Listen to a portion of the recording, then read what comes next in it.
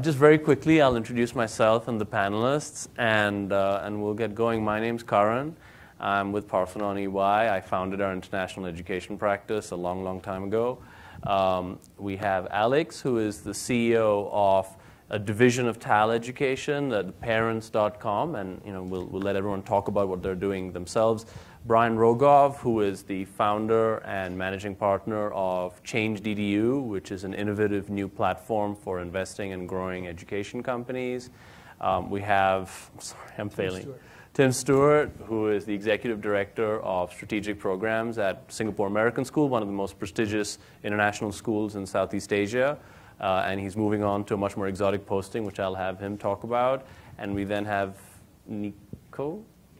Lars from Lightneer, which is a fantastic Finnish company that I think does a lot of gamification in education and makes education much more interesting. With that, what I'll actually do is I'll give each of the panelists an opportunity to just talk about their companies, because they're all doing very different things across China, Southeast Asia, and Finland. And then we could get into some questions. Okay, I'm from TAL. TAL is a leading educational company in China. Our market cap just beat 10 billion yesterday. We were publicly traded in New York Exchange stock market. We started from the after-school tutoring, focusing on math. And then we expand our training to like English, Chinese, and then we expand from K to 12 to higher education. So I'm the CEO of Parent.com. It's a brand. It's a, it's a division of TAL, and we have 40 million parents in that online community. Because in China, it's very interesting. Parents work harder than kids because they think that, okay, even they were kids, they were not working as that hard. So they have a lot of questions. They also attend a lot of our online courses. So that's what we do. Yeah, thank you. Brian, you want to talk about ChangedEDU? Sure. So ChangedEDU is a platform I set up last year, which really focuses on, in a rapidly changing world, providing highly personalized learning experiences for students. We're sort of focused on 3 verticals in the education world: English language learning schools, inclusive of K-12 schools, and enrichment, and really look to sort of invest in education companies within that sort of narrow focus with a wide geographic spread, and we're sort of out of Singapore is where we're based. Eric, do you want to talk about SAS and maybe a little bit about what you're going to next in Africa? Sure. Tim Stuart, I am the Executive Director at Strategic Programs at Singapore American School. Singapore American School is the single largest single campus international school in the world. So we have 4,000 kids, PS-12, have been for the last 60 years a very traditional independent school, if you will, and my job has been to basically look into the future of education, identify some of the trends, and help our school move to being more personalized, progressive, but still high-performing school. We serve mostly international expats, Americans living overseas, or 60 different nationalities. That's kind of our target. Next year, I'll be taking over a school in Ethiopia, Addis Ababa. It's the international community school there. That school serves mostly diplomatic children and NGO type of students in Ethiopia. Lars, do you want to talk a little bit about Lightneer and what you guys do? Yeah, sure.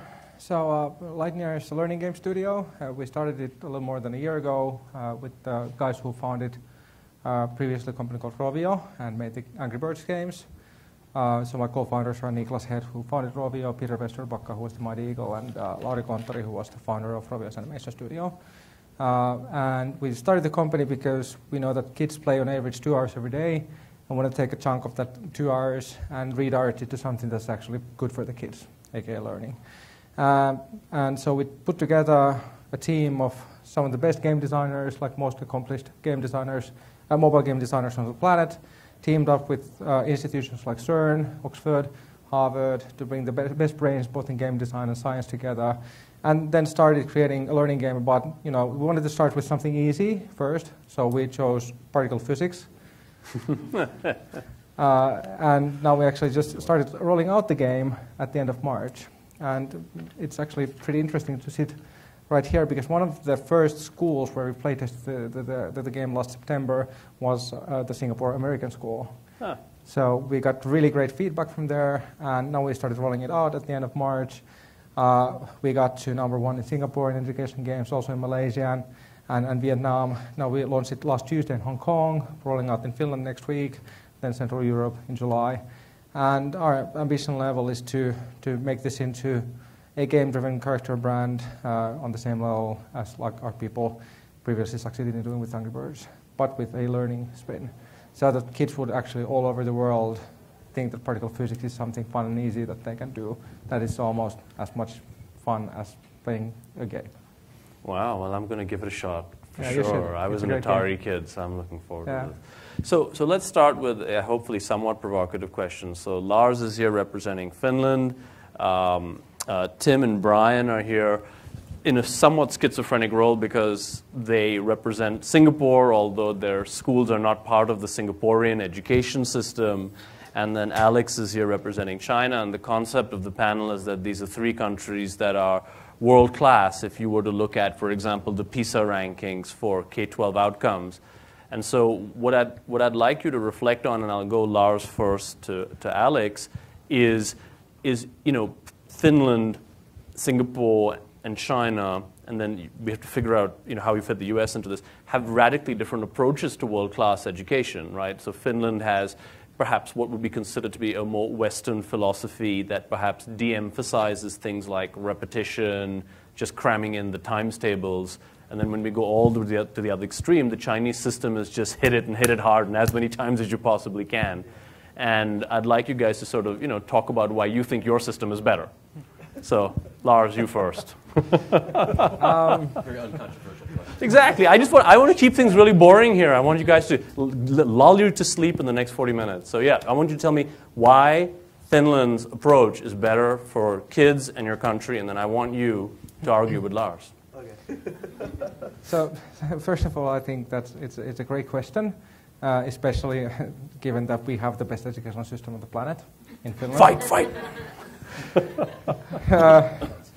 No, but seriously, we actually one of the reasons why we chose to launch our game first in Singapore and Hong Kong is that they're all roughly same-sized areas, all with amazing educational systems, and in Singapore in our launch event, I said that Singapore and Finland are actually superpowers in education. So you take a look at any educational evaluations, and we're always at the top. The order varies. Sometimes Singapore is one, sometimes Finland is #1, but it's always Finland, a couple of other Asian areas, Singapore, and that's kind of interesting because first of all, you have to acknowledge that these are the best performing systems on the planet, and it's not just PISA, it's a variety of different kinds of systems. But secondly, and the most interestingly,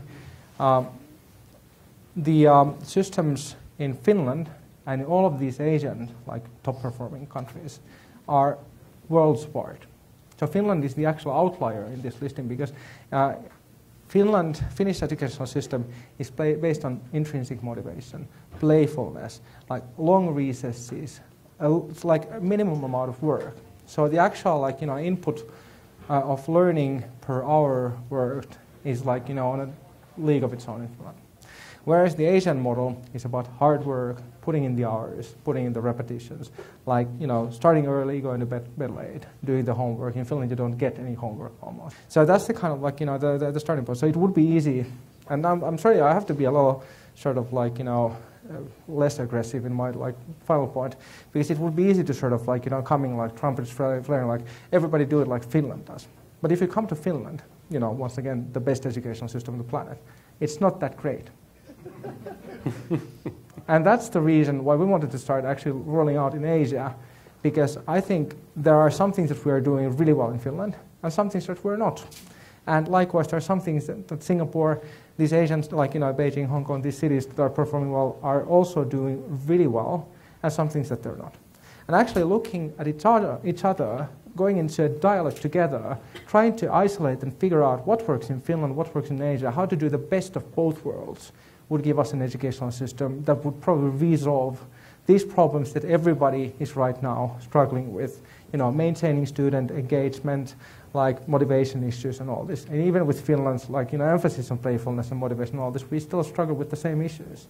So that's why I think at the end of the day, we should bring a sort of an educational GA together with the educational superpowers and start figuring out how to leverage the best of all these systems that we have that have been proven time and again to work. I loved your statement till the pacifist bit at the end. Yeah, you were doing good right till there. So now, Alex, Lars basically said the Finnish do it better. What's your refutation to it? Why is it better to have the kids work hard, drill it? Why don't you do the playful thing? Actually, I myself is a product of Chinese education. I thought you were going to say Finnish. No. What are the chances of that? Finnish school of Beijing, of course, yeah. Yeah, I made some research of East and West. Actually, myself is advocate. I believe in the blended education, East and West. But since the topic is why China is doing better, so I think the best thing we are doing is that. I don't know whether it's supported by all of you. We believe survival of the fittest. I grew up from very small town of China, and I started learning English when I was 12 years old. My daughter, started learning English from 1 year old. So actually, we have to pass at least 12 extreme hard examinations to get through to the better higher education. I'm the lucky one. Every time I'm facing the exams, I will pray, because that's where our religions come from, Because if we fail, we don't have chance to come out again. Because the best education is highly centralized in those good schools. So that means when I was a kid, I started to face extreme competition from the year when I was about 4 years old. So actually, if you ask me whether I'm happy when I am a child, the answer is no. But this kind of competition make me work very hard, make me to have very strong sense of, crisis. So I fight. So sometimes I think I myself is like a wolf, Yeah. So I start from a small town. Then I went to Beijing. I went to Tsinghua University, very good university. God knows how much effort I have made. And then I'm lucky. I went to Harvard University. Yeah, Harvard only recruit about 3 students from China. I'm not at a major that year. So when I went to Harvard, I think, okay, maybe I'm not a good one because all the other people are very good. But since I mentioned, I'm a wolf. So I work very hard. Every Sunday, I think, oh, the American students have holidays. No, we don't have holidays. I keep working. And then, this habit make me fighting. So when I finished my school at Harvard, I went back to China. I'm not very old, but I already set up 3 successful companies already. And now the company I'm working for is because the company I started about 2 years ago was acquired by this very good university. So in terms of career, wealth, and reputation, we are very successful. But the question still is that my success is based on a lot of students or a lot of my friends at my age, they failed. So I want to say that this is how Chinese education system work. We have limited high quality education system. Majority is public. So that means in this kind of country, only the fittest survive. Very hard. But some kids, maybe they are happy. So my wife and I always talk the same question. Shall we make our kids happy or make them happier for longer time? So that's a dilemma. I don't have the answer yet, but I want to say, if you want me to say what is the best thing of Chinese education, I say this system make people work very hard, and then they be very independent. They believe that if you work hard, you can get paid off. So That's my understanding of my system. Yeah. That's a fascinating contrast, which is in an opportunity-rich country, you can be playful. In an opportunity-poor country, you have to be the wolf. Yeah, that's right. Wolf, now, I want to give Brian and Tim a chance to reflect, because they've had a very different experience as having grown up in a Western education system. They, having lived in Singapore, have observed this theoretical #1 ranked system, you know, but without being part of it. So you've been able to see it, but not be in it. And, you know, how would you know, since Singapore is now an opportunity-rich environment, why are they still torturing their kids? You want to go first? Yeah, well, we love caning. Yes, caning that's is a a very plus. popular pastime in Nice. Singapore. It is, by the way, a British law still left on the books, so let's not make it an Asian thing. So, you know, I think what's interesting about this conversation is that, and throughout my career, I've had the opportunity to visit schools in Finland and obviously China as well. And it's interesting that there are very different approaches, right? So there is the Finnish educators were actually quite surprised when they received the PISA scores and somebody informed them that they were #1. It was like, oh, that wasn't a goal of ours, but I guess we're good. Yeah. And in China and in Singapore, it's a success by design model. So what is the matrix that we are going to be judged by? And how are we going to orchestrate and craft our educational system to be #1? Because it's not good enough to be #2. And I think this, you know, as opposed to a socialist type of environment or flat kind of society versus a meritocracy where only the fittest and the strongest and the best survive, I think that really kind of creates this environment where it's not good enough to come in second, because if you're coming in second, there's 400 other million students who came in second with you. But I think the lesson, you know, for educators in North America is that the Asian phenomenon is real. And so, you know, even when we're talking about some of the other matrix that are now coming into the educational system in Singapore, like character and creativity, we are going to have people of integrity by design. You know, if that is a matrix, you know, honesty, literally, I mean, there are campaigns that say, be happy, you know, and you can train yourself now to be happy because Singapore wasn't happy with their happiness index, but they will design a curriculum and a system that will ensure that they become the happiest country on the planet. Bhutan will always win. Right. So, which is, by the way, Finland right now.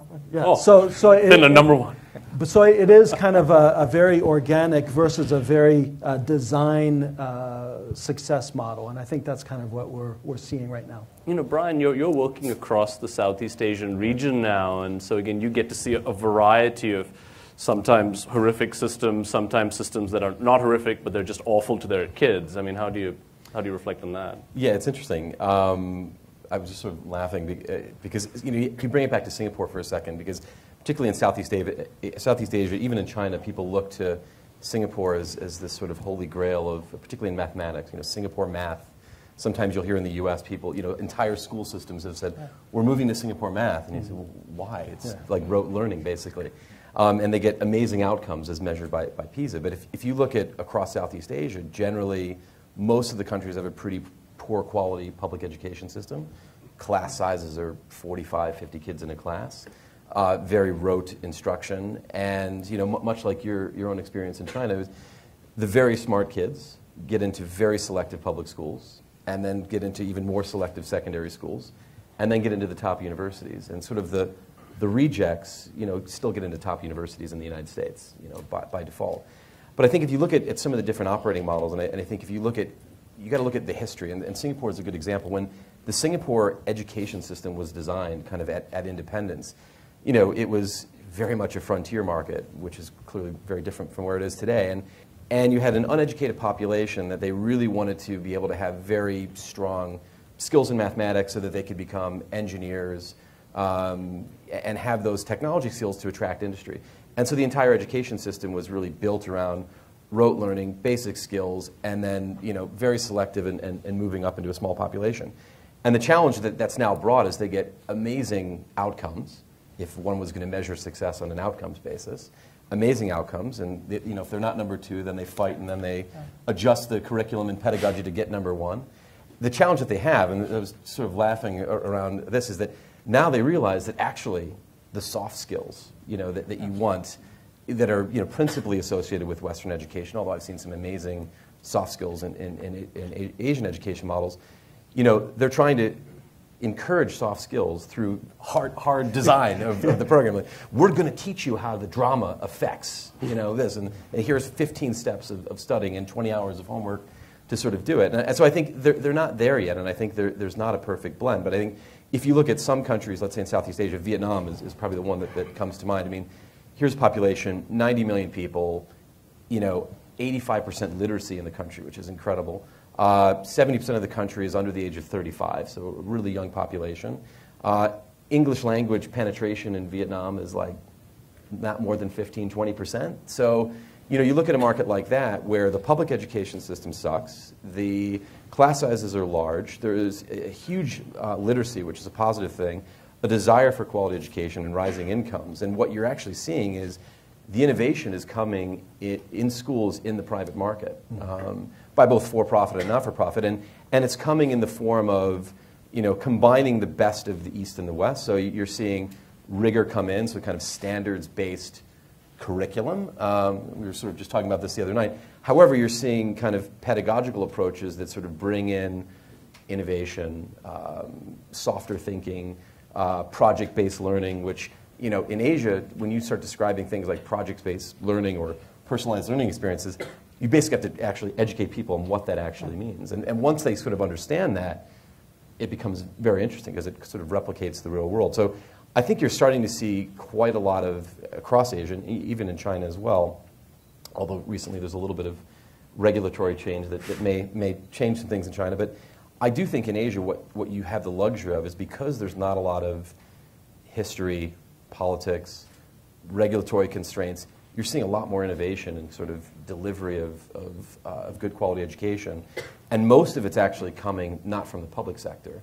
It's coming from the private sector. And that is the more interesting thing to start thinking about. Well, the elephant in the room here is PISA, right? I mean, 15 years ago, who had heard of PISA? Who cared? And now, for those of us who are from Europe, who have lived in Europe, it's got like a Eurovision-like mania to it, where like we must win Eurovision, we must win PISA.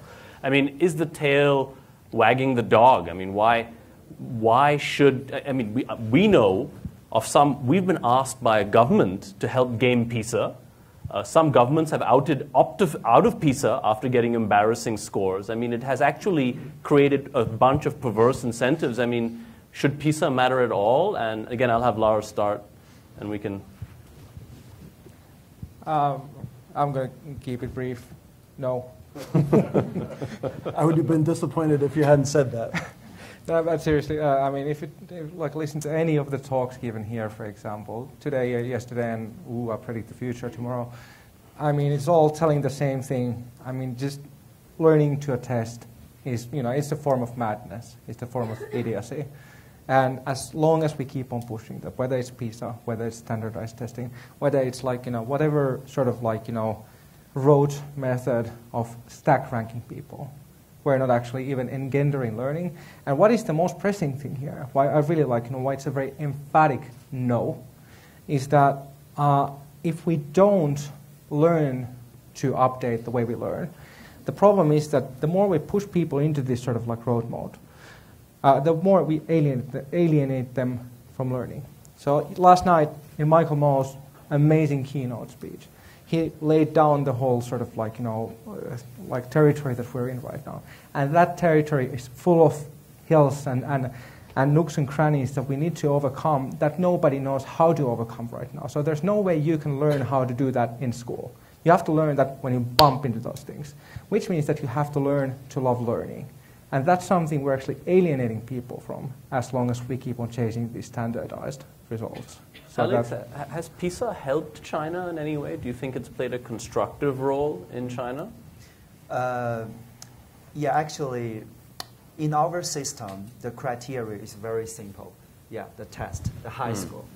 So my answer is yes and no, because we believe that a good basis of math, good basis of those kind of academics, will provide a very good support to the kids when they grow up. They can, for example, for us, math is kind of exercise. It's kind of mental exercise because it has a lot of philosophy inside.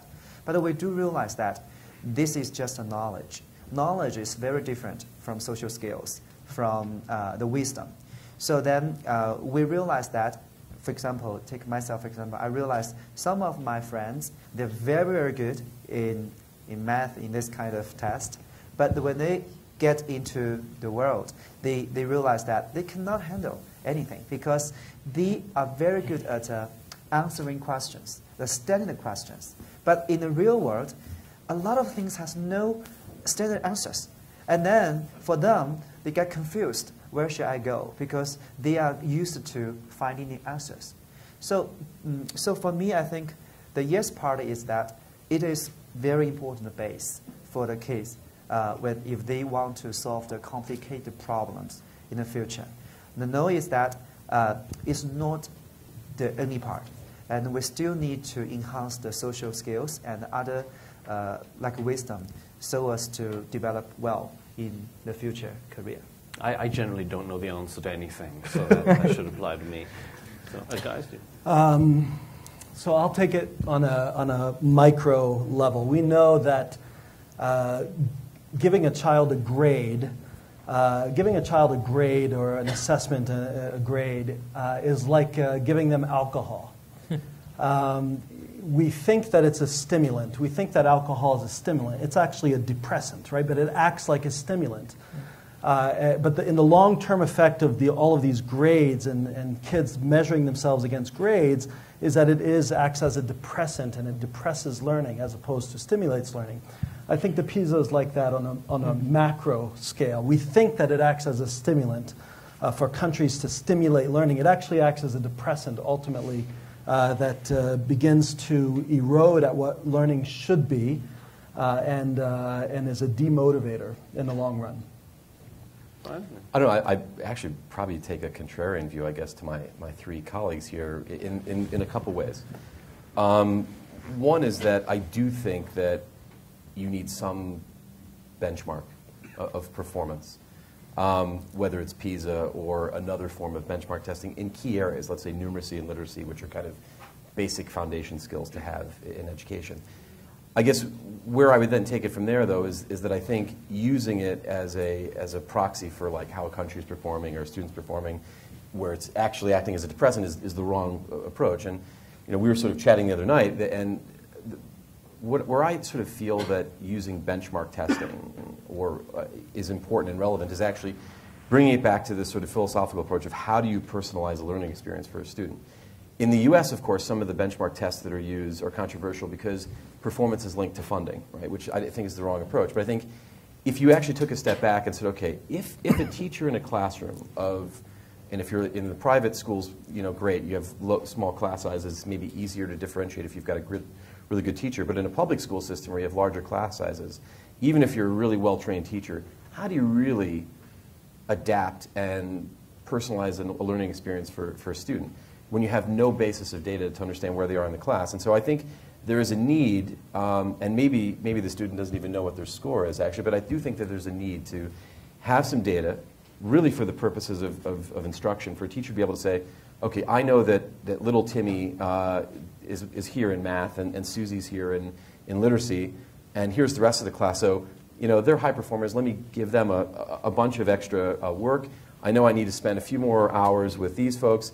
And then ultimately what it does is, yes, does it improve outcomes, but it also, motivates students to do a little bit better. And so I think, when I look at PISA, I look at it in that context, which is, really who cares what the actual aggregate score is, but how can you use that data to really drive, individualized learning and personalized learning for students? And I think if it's used in that context, then there's a real value to it. But I wouldn't sort of use it as a ranking. And I would make one final point around PISA, and I say this obviously having lived in Asia for 20 years, being from the US, all of my friends in Asia are like, oh, the US sucks at PISA rankings, and you guys are always, well below, and how is that possible for a country with so much wealth? The reality of it is when you actually normalize that data to income, so lucky postcodes in the United States would be ranked #1 in PISA results. So, you have to sort of look at, anyone can sort of skew data and manipulate it, and I think just something to think about. So it's nice, because every nationality on this panel has now managed to say we're #1. The U.S. is #1 in PISA. That's great. So one last round of questions for the panel before we open it up to questions for the audience. And so if we could keep it sort of 2 minutes each, that way we give the audience about 15 minutes. And this is teachers, right? Teachers are the largest component of any country's workforce. They're usually underpaid and malnutritioned. And so, in China, how do you approach, how important are teachers? Are they generally very well paid? Are they generally very well trained? Or is it that the system is so centralized and managed that as long as the teachers deliver the stuff 10 times, it works? Mm-hmm. We divide into 2 parts, private and public. The public, the teachers, I think they are kind of, they are well paid because in China, we consider 2 parts. One is the salary, one is the welfare. Welfare is good because they have holidays and their kids can go to school free and they can earn the social reputation. And they earn the respect from their parents, especially those selective schools. So the other part is the private. The private schools, the teachers are very well paid because all the private jet money. Yeah. So because take my company, for example, we pay the teachers very well. And so in that way, we can attract a lot of talents from good schools because before they may not want to be a teacher. But if we give them good salary and they want to join us. And these talents improve Chinese education industry because perhaps they may be an engineer or they may be a lawyer. But since this industry improve its payment, so they join us and then they bring a lot of good ideas to this industry. That's why Chinese educational industry is booming. Yeah. Lars, do you want to talk about Finland? Yeah. So in Finland, we don't pay the teachers very well. But you give them food stamps. Yeah. And they can eat as many reindeer as they like. Yes. Yeah, I'm surprised how well you know our system. I'm Finnish, can't tell. It's part of the refugee program. Now, the Finnish teachers, they get like slightly above average pay grade. So that's definitely it's not a motivation for anybody in Finland to go into teaching.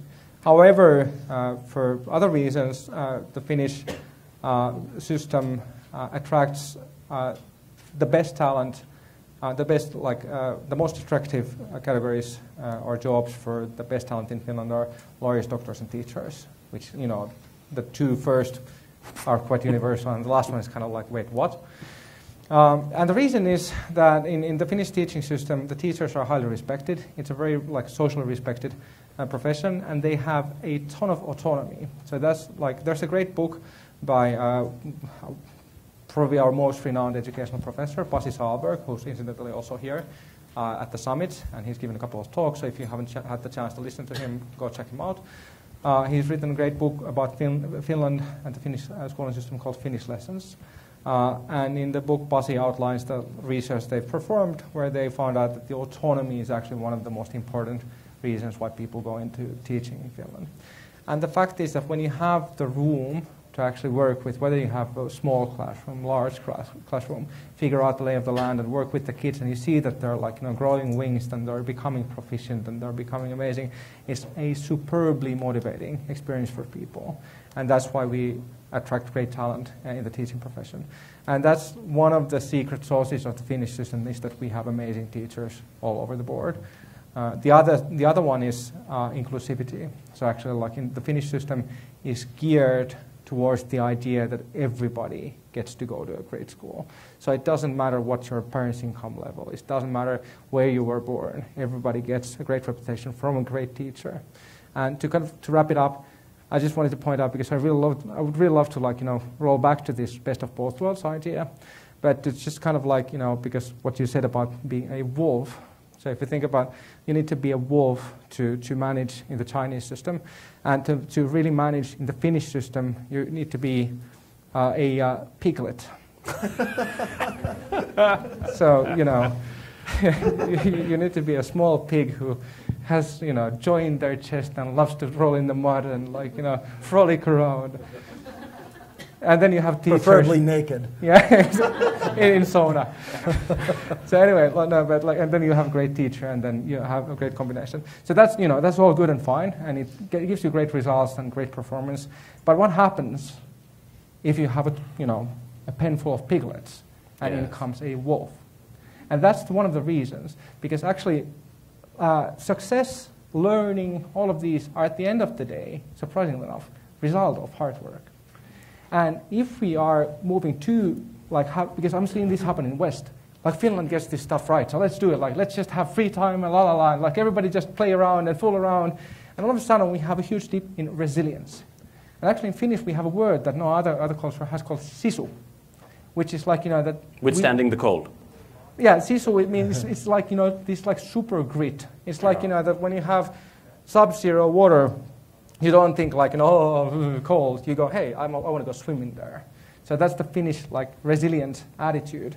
And if you have a very resilient group of piglets, they can actually like, you know, put up a fight with like, you know, an individual wolf.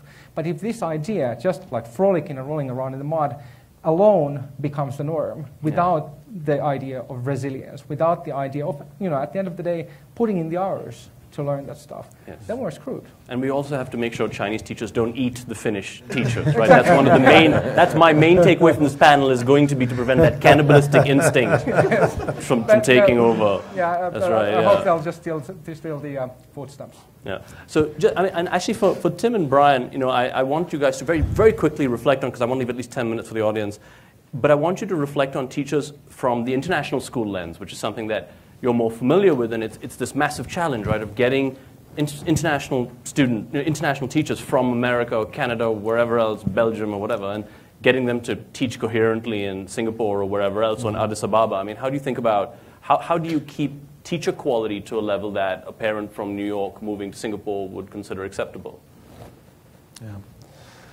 Yeah, there's no doubt that the caliber of the teacher is everything.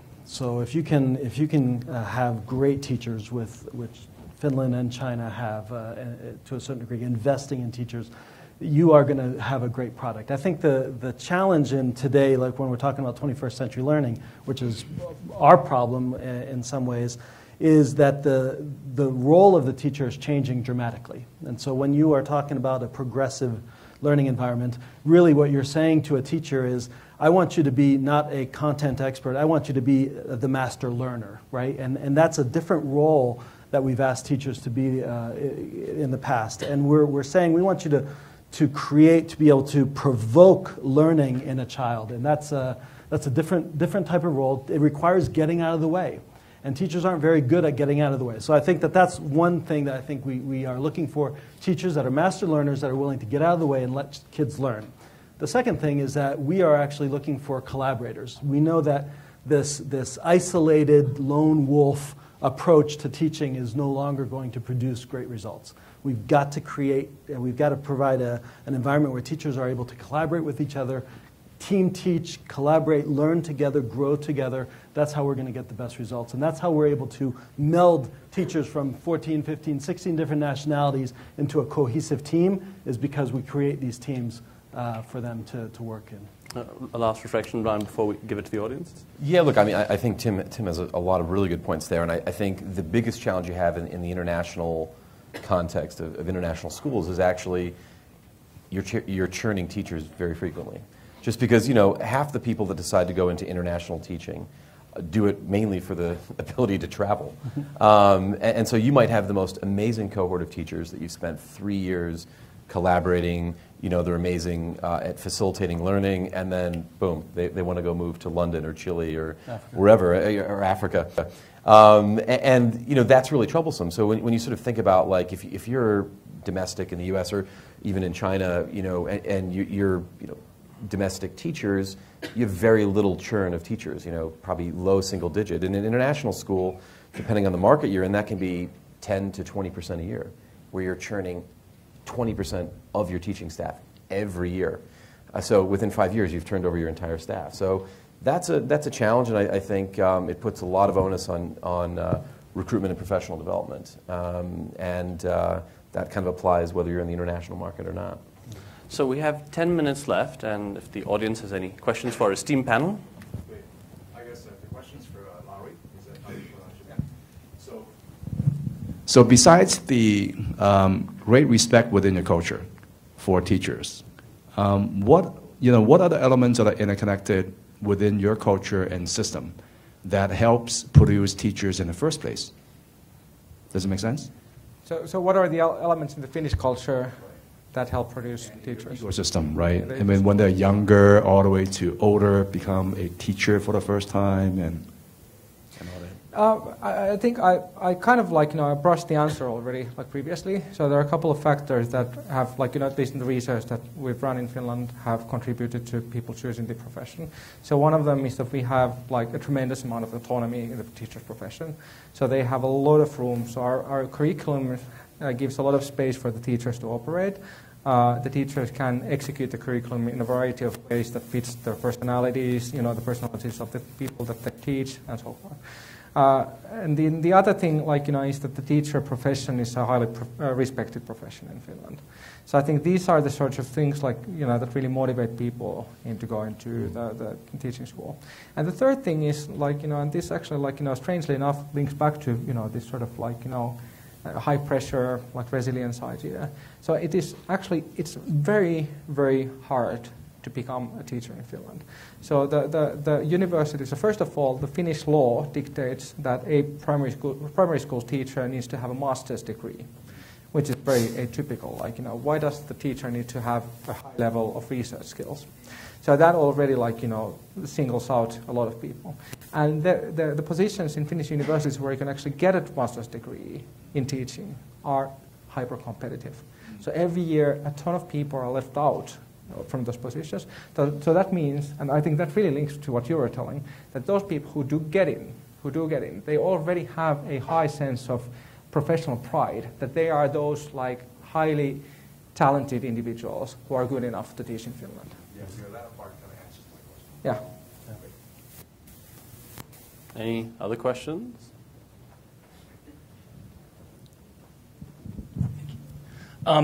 Brian, you said something that I'm totally fascinated by, which is if you norm the PISA, U.S. would be #1. I don't believe it yet, but I'm super curious about it. Show you. But regarding that, I don't know. I've had this sense when I learn about educational models in other countries, and then I compare it to the U.S. If we didn't teach poor people, we would be #1 in everything. And so it's what is it just that? Is that our child poverty rate is so high that we can't compete? Or, or is there something that, I guess let me word it like this. Is there something that we can take away from the 3 countries represented up there that could inform what the United States does? Or is it just our child poverty rate is out through the roof and we can't really do much about it until we solve that problem? It's interesting. I mean, having lived outside the U.S. for a long time, but being a product of the public education system in the U.S., I was lucky. I was in a lucky postcode growing up, so I was able to get a really outstanding public free education. I have a lot of friends that grew up in the public education system who live abroad, and they weren't in lucky postcodes and really had very different experiences. And I think, it's interesting.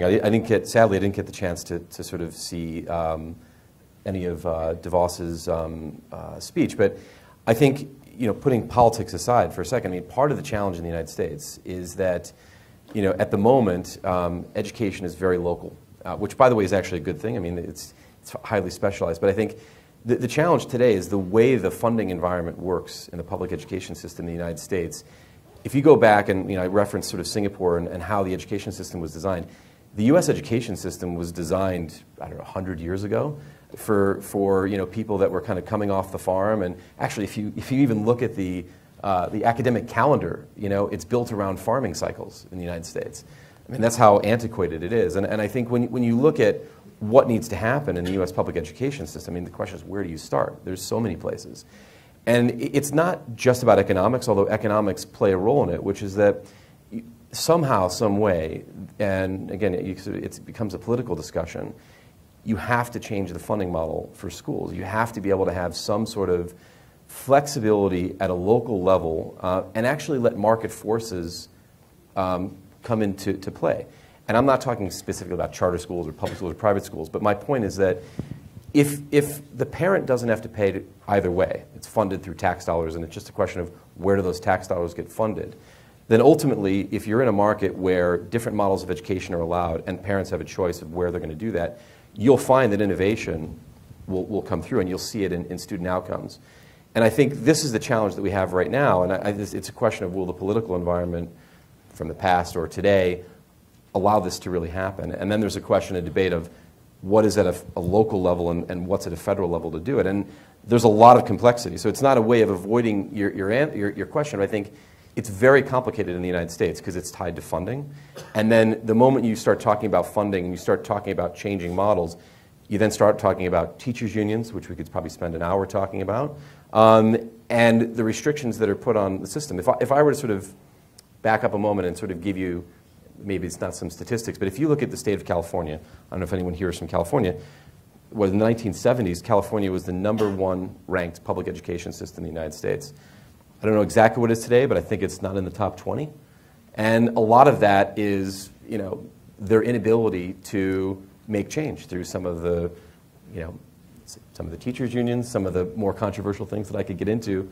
But I would just sort of state that if the U.S. really wants to benefit children, income agnostic, we have to really think how schools are funded, and we really have to think about allowing a lot of flexibility in the operating model. So we'll see if we get there. I mean, I think everyone has a different view of the new Secretary of Education. I'm neutral at this point, but I would say if nothing else happens other than allowing flexibility in how schools can be run and how they can be funded, then that's going to benefit students of all income levels. We have time for one more question. We've got 3 minutes on the clock, and there's a big man back there who's going to beat me up if we don't finish. So, hi, this question is for Tim or Brian, because both of you guys have been to the east and the western part of the education system. Earlier, I think Tim mentioned the concept east meets west, and so I was wondering, right now we see a lot of Eastern Asian countries like China, like Singapore, that's sending a lot of students to the west, and they're probably learning some of the education systems. And do you see the so-called Asian phenomenon, do you see that will have any sort of material impact on the Western, specifically American education system? Or regardless of what happens to the Asian education system, the American system will be insular and they will not care? And you each have conveniently 60 seconds to reply. Oh, perfect. I think it's going to have a huge impact. When you're talking about a global economy, when you just look simply at numbers, and those of you who live in Asia, you know what we're talking about, the number of engineers, just engineers that are being produced by Asian countries is absolutely overwhelming. The number of economists, the number of business, banking, finance, CEO level people that are being produced in Asia is overwhelming. The fact that they're working twice as long, they're working for twice as much or half as much. The U.S. companies, if they do not wake up to this, because you have Western-trained, brilliant, hard-working, who will work for a lot less than an American CEO will, the landscape will change, and it'll change very, very rapidly. And when Citibank is deciding who to replace, what kind of CEO they're going to hire somebody from Asia, no doubt about it. So it's a real phenomenon. And it's going to impact industry in the United States. Happy days for us. Yeah. You're finished. That's right, I'm finished. Not you, Karan. Anyone want to take the remaining 50 seconds, or do we wrap up? Well, let's give a round of applause for our esteemed panel. Thank you.